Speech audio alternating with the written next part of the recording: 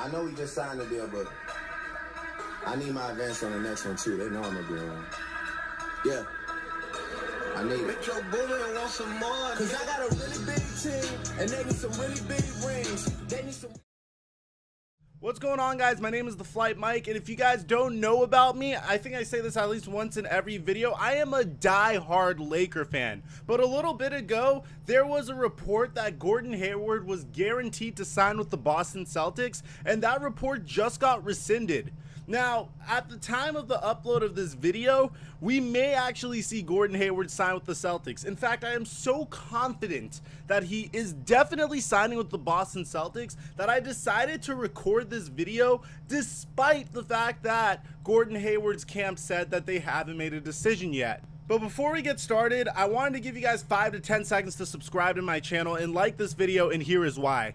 On this channel, we do not only discuss basketball, guys, but I do my absolute best to get you guys included in the discussion. That's why in every video, you'll either see your comments from the previous video or your tweets on my Twitter account, and hopefully your Instagram comments on my Instagram account will be included on this channel.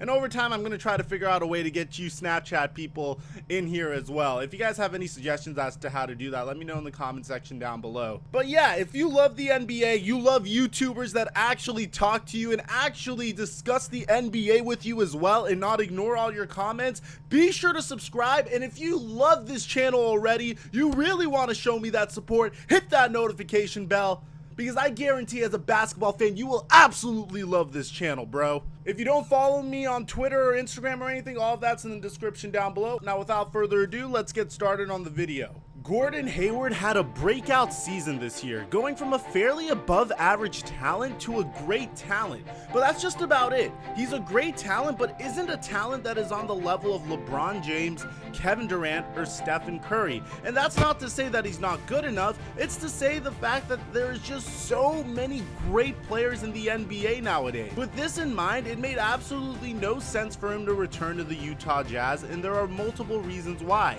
The first is the fact that the West is so unbelievably strong and top heavy currently.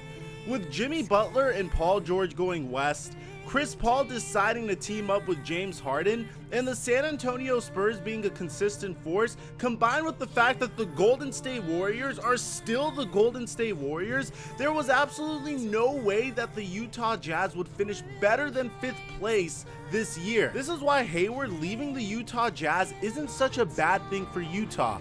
If Gordon Hayward stayed in Utah, the team would practically be an NBA purgatory, where they would not be good enough to compete in the West while not being bad enough to acquire lottery talent through the draft. The Jazz have seemingly been in this position for a very long time, but at the same time, their post-Darren Williams rebuild was filled with a lot of bad luck. When they traded Darren Williams for Derek Favors, 2 first-round picks, and Devin Harris back in 2011, it was a brilliant move as Darren Williams had a few more years of productivity left. Unfortunately, the number 3 overall pick in the 2010 draft, Derek Favors, has been extremely injury prone, and although he's been a good player, he hasn't exactly been as incredible as where he was drafted. Following that, the Jazz drafted Enes Kanter and acquired Rudy Gobert in a trade in the 2013 NBA draft. They got lucky when Dante Exum slid down to them in the 2014 draft, as he was an excellent value to be had at number 5 in 2014.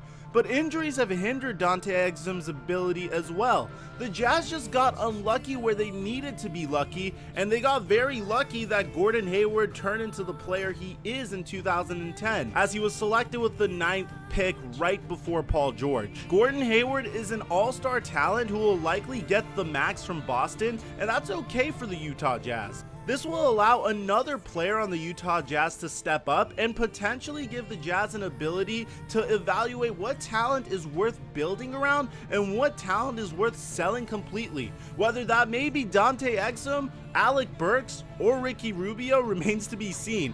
And if nobody steps up, it may be time to sell high on Rudy Gobert and hit the reset button. But through all of this, you know that they have a fantastic coach in the form of Quinn Snyder. Jazz fans, I know it could be very depressing now, especially given that you are losing your team's best player, but at least you're not the Knicks, and at least you're not the Nets. You have some assets, and things are going to be okay because your head coach and front office seems very, very competent. This deal is brilliant for the Boston Celtics because we know that they are lacking small forwards. Just kidding, but the Boston Celtics continue to orchestrate one of the greatest rebuilds in NBA history. I love this rebuild because they are consistently in contention for the NBA championship while they get to develop their young players. This team is the perfect balance of veteran leadership and youth, and adding Gordon Hayward only makes them better. The familiarity is already there with Brad Stevens. They're now capable of putting in very exciting small ball lineups, which will probably be the case given how many small forwards they have.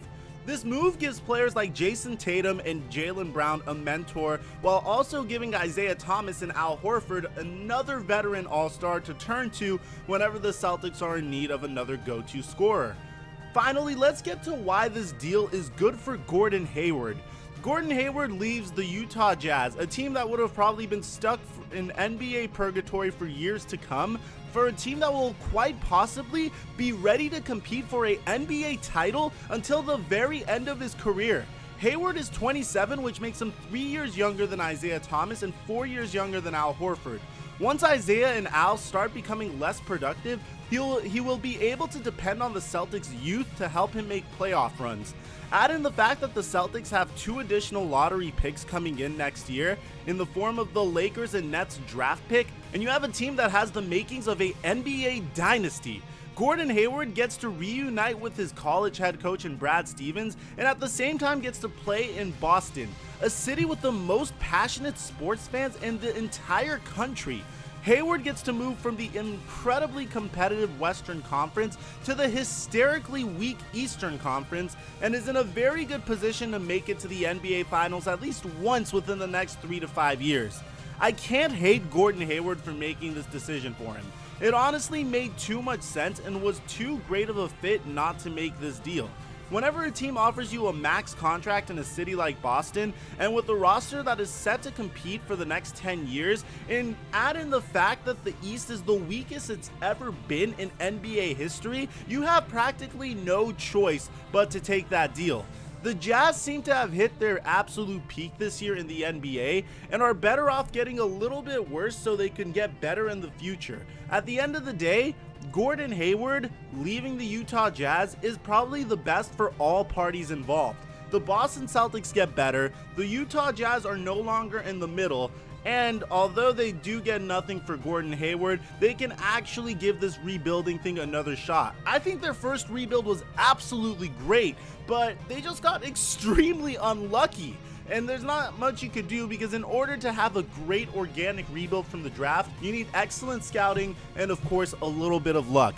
And with that being said, these are my thoughts on Gordon Hayward going to the Boston Celtics. I hope I am not incorrect and I don't look like a fool because he may still go to the Miami Heat or stay with the Utah Jazz. And if he does that, then great for Gordon Hayward, great for Heat fans or great for Jazz fans. I just simply think that him going to Boston is the best move for him, the best move for all parties involved, and probably just makes the most sense out of any move. Now guys, once again, if you like the NBA and you love discussing the NBA, be sure to subscribe and leave your comments and thoughts on this video in the comment section down below. No matter positive or negative, I want to hear your thoughts. And if you really want to get a hold of me, be sure to tweet it at me, snap me, or of course follow me on Instagram. And also, if you have any suggestions as to things you'd like to see be given away, give me ideas in the comment section down below. I have no idea what to give away to you guys, man, and you guys have been so supportive of me lately.